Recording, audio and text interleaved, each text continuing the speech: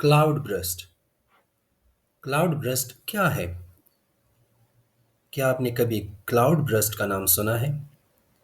ये एक ऐसा वाक़या है जब अचानक बहुत तेज़ बारिश थोड़े से वक्त में बरस पड़ती है। ये ज़्यादातर पहाड़ी इलाकों में होता है। जब बादल पानी से भर जाते हैं और वो अचानक ज़मीन पर बरस पड़ते हैं तो इसे क्लाउड ब्रस्ट कहते हैं। क्लाउड ब्रस्ट के नतीजे में सैलाब आ सकता है, लैंडस्लाइड हो सकती है और घरों, सड़कों और खेतों को नुकसान पहुंच सकता है। इसलिए माहिरीन और हुकूमत लोगों को भारी बारिश के दौरान ख़ास तौर पर पहाड़ी इलाकों में एहतियात की हिदायत देते हैं।